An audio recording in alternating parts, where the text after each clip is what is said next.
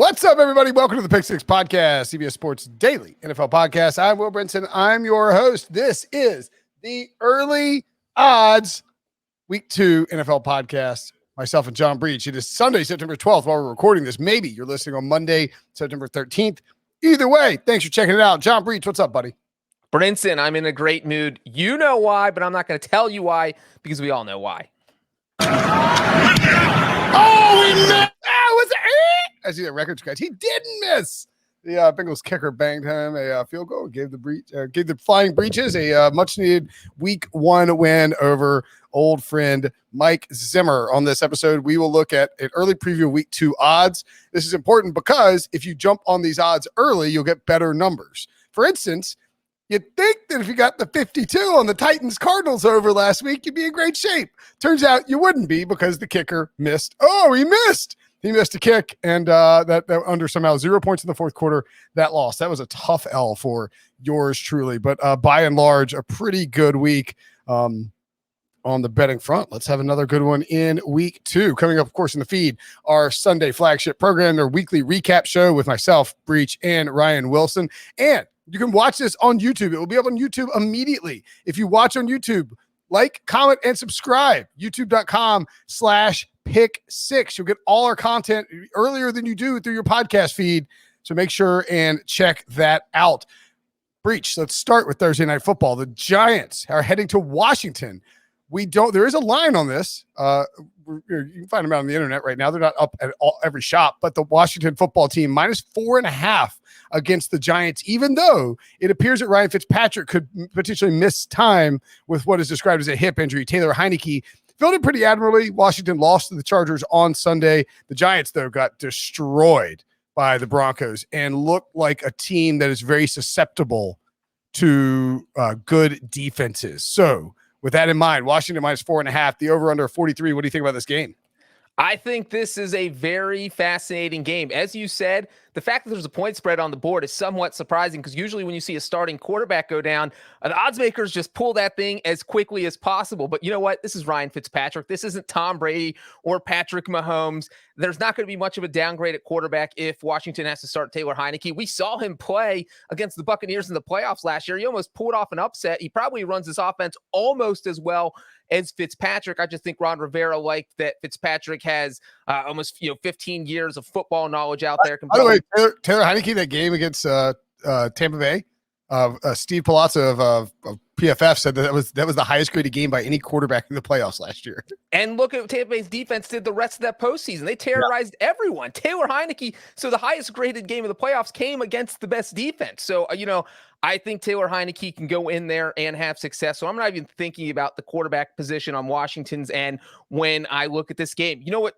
I am thinking about, though? The quarterback position on the Giants' end. The human turnover machine, Daniel Jones, had another ugly turnover in Week 1. We saw the Giants driving down the score. You mentioned that game. This was actually, it could have been a close game, except the Giants kept shooting themselves in the foot, and one of those bullets through the foot was Daniel Jones fumbling it in Broncos territory. They surely would have gotten a field goal, maybe even a touchdown, kept it close, but it didn't happen.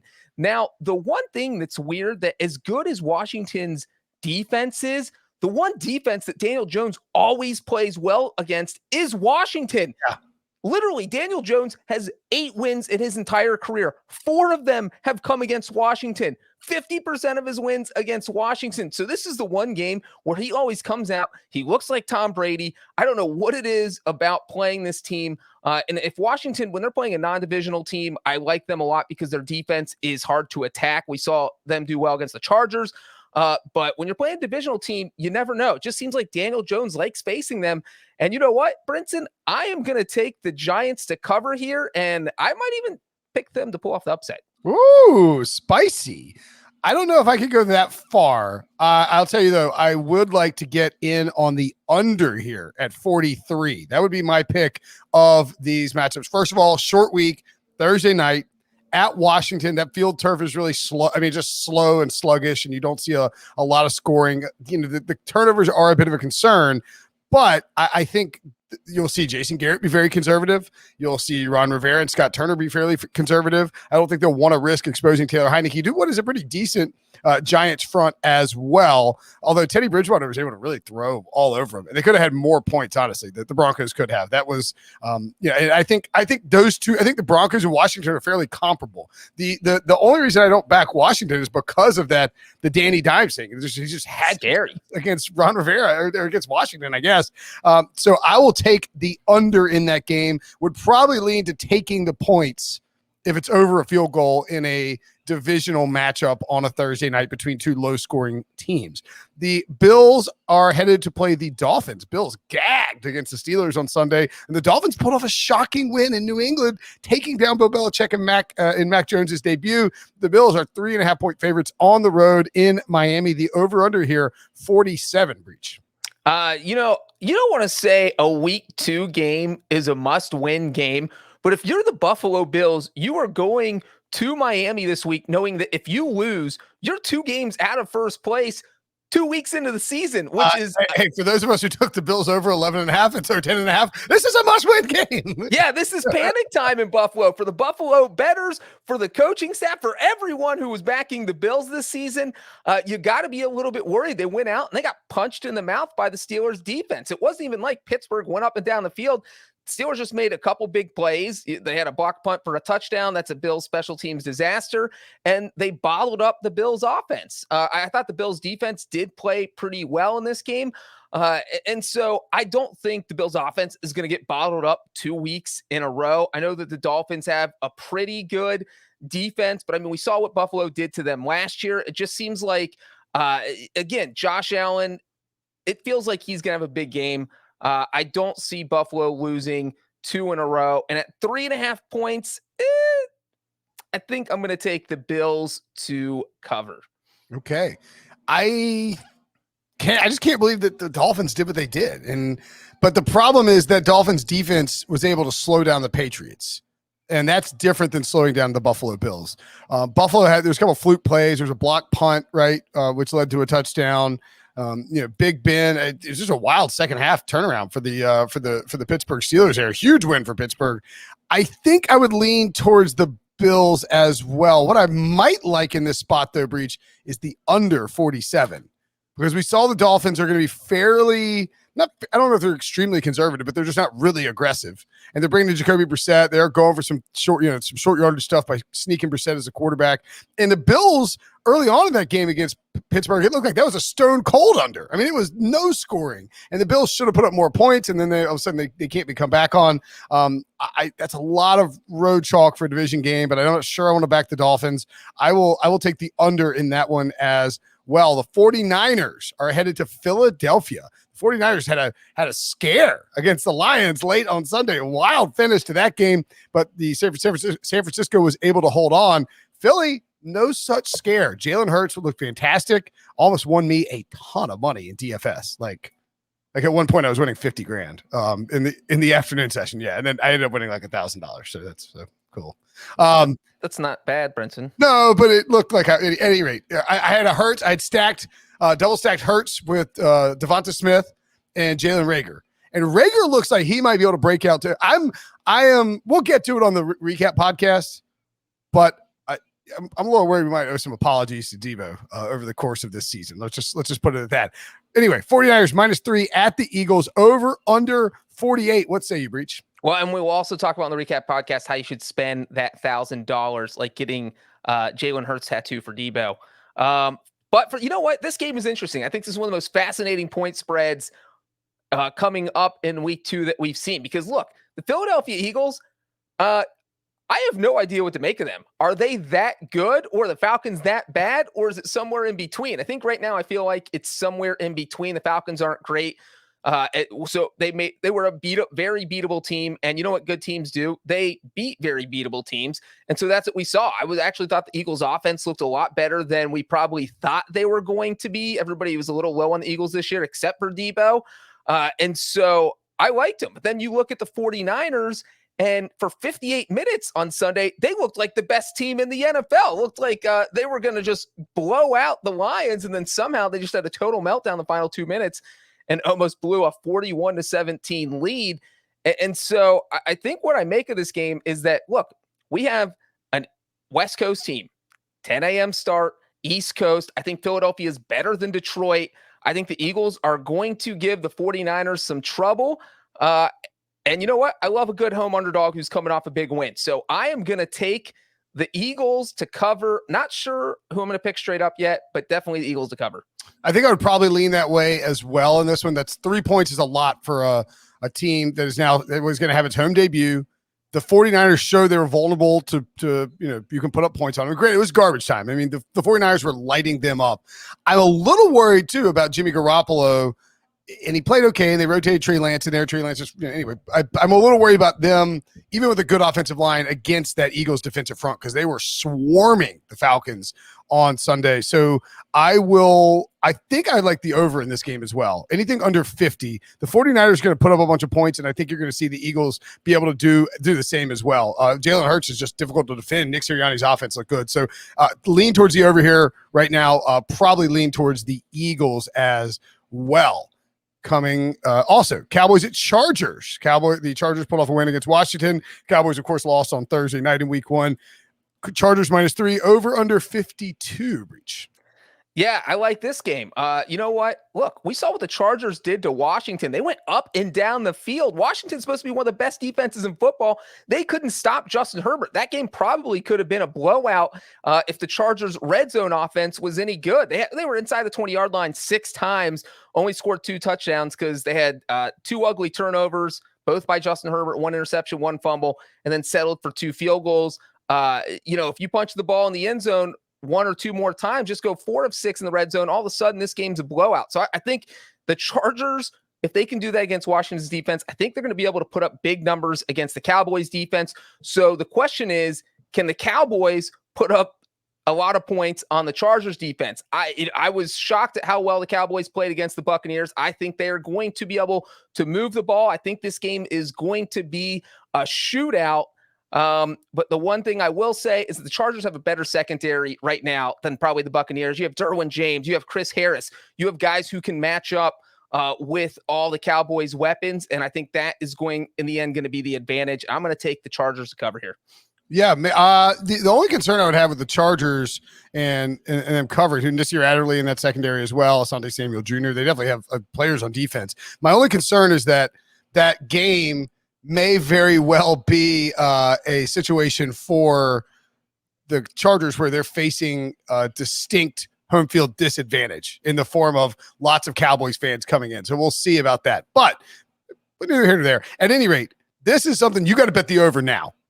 It's 52.5 already. That is a ton of points. I get it. But the Buccaneers could name their number against that Cowboys defense. And you're going to see a situation where the Chargers will be able to do the same thing. They're not going to struggle in the red zone against the Cowboys. They're not going to struggle to move the ball or get the ball in the end zone against the Cowboys. Justin Herbert's going to have a big game, and Dak Prescott's going to have a big game, and they're going to sling the ball around. So get the over under it now. I can see, NFL over under simply don't close at like 56.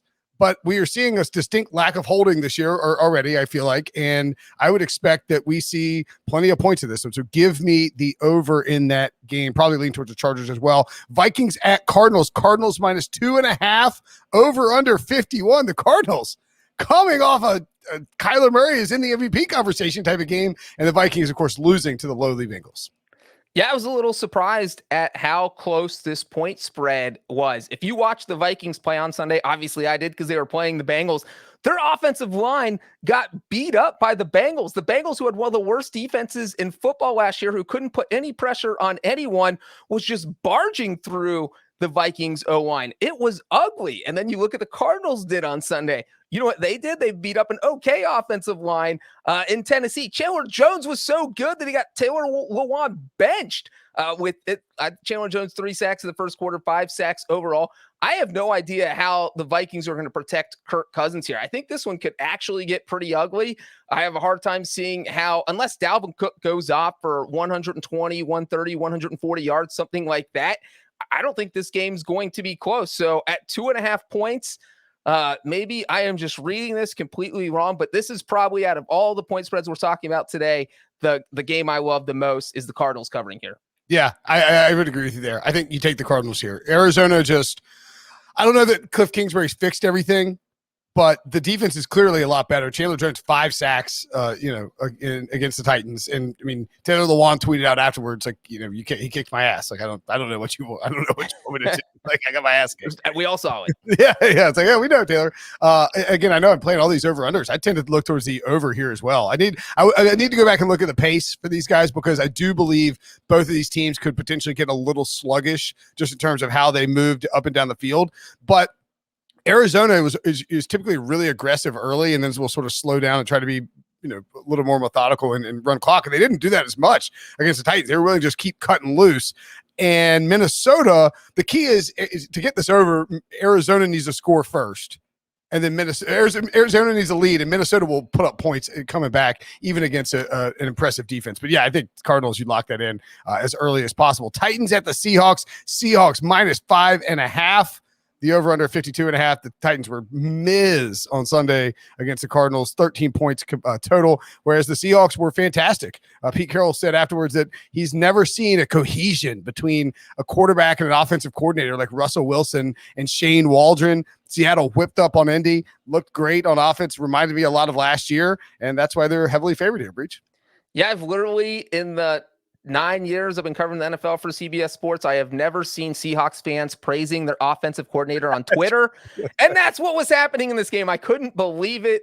I was rubbed my eyes to see if it was real, and it was. Everyone, I mean, Shane Waldron called a great game. Russell Wilson looked rejuvenated. They were involving everyone on that offense, and when you get everyone involved, that makes the offense nearly impossible to stop. And on the flip side, you have a Titans team that couldn't get out of their own way on Sunday against the Cardinals. I don't think it's going to be that bad. I don't think we're going to see Ryan Tannehill turn the ball over 3 times like he did against Arizona. I think Tennessee is going to play a lot better. The one thing I will say about the Seahawks, though, is that this is their home opener. Pete Carroll has never lost a home opener. He is 11-0 straight up. Now, that being said, there has been some crazy home openers. Last year, that wild game against the Patriots where Cam Newton got stopped at the 1-yard line. Seattle won by 5. 2 years ago, they beat the Bengals by 1 in a crazy game. 4 years ago, they beat the Dolphins by 2 in a crazy game. Basically, we've all seen craziness in Seattle. It always happens. I like the Seahawks to win, but I think I'm going to take the Titans to cover because that would be crazy, and that would be Seattle in a nutshell. Yeah, and I think the thing with Seattle, too, and you saw this from Indy, I think you can throw on Seattle still. Maybe might be able to run on to quite as much as you used to or last year, but I think you can throw on them. And so I would think that Tennessee will come out motivated and try to unleash Ryan Tannehill, AJ Brown, and Julio Jones. I mean, they were embarrassed. So I would tend to think that Tennessee can backdoor cover this at 5.5. So I would probably lean in that direction as well. But yeah, I would certainly pick Seattle to win and expect Russell. I mean, Russell's going to be one of the top DFS picks next week because of how big Kyler Murray went against this terrible Tennessee Titans defense. You're going to see some Russ, Tyler Lockett, DK Metcalf stacks, and wouldn't be surprised if DK is the guy to go off after. I guess he had a pretty good game too, but Lockett had a monster game, 2 touchdowns and 100 yards against the Colts. Finally, the Lions at the Packers. Packers -10.5 on Monday Night Football. The over under 49. The Packers home opener after scoring 3 points. 3 points against the Saints in Jacksonville in a game that was humiliating for Aaron Rodgers and the Packers and could very well spell problems for the Lions in primetime. Yeah, this I can't believe how badly the Packers played. We didn't learn anything about them. It was a disaster. This is probably the last time the Packers are ever going to agree to play a game in Jacksonville unless it's against the Jags. But look, you know what? Green Bay has had some ugly losses under Matt LaFleur. We've seen it. We saw it last year. They lost to the Buccaneers 38-10. The year before, they got blown out by the Chargers. It just happens. And, they only lost 3 games each season. One of them always ends up being a blowout. What do? They bounce back the next week with a huge win. On top of that, this is a primetime game at Lambeau Field. In the Packers' last 3 primetime games at Lambeau, they're 3-0, and they're averaging 18.7 point margin of victory. They're winning by 18.7 points a game. So maybe this isn't going to be a total blowout because the Lions looked okay against the 49ers. But Green Bay is going to be angry going in. And so even though I hate taking double-digit favorites, I think I'm going to take them to cover. Yeah, I'm not betting against there. I mean, the Lions should have lost by 25. And they had this crazy comeback. They went 4 onside kicks last year, and they got a crazy one on Sunday afternoon. The Packers are going to be pissed off, and it's prime time in Lambeau Field. I don't know that you have to jam it now because it's not going to. I don't think it gets up to 2 touchdowns or anything like that. But absolutely would look at the Packers in this spot because Aaron Rodgers is going to come out mad and he's going to light up a division opponent. All right, Breech. Great stuff. That's the week 2 early lines. Look ahead, subscribe, rate, and review. Hit that comment button, hit that like button on YouTube, and of course in the podcast feed as well. And check out in the feed full recap of Sunday's games. Talk to you guys later.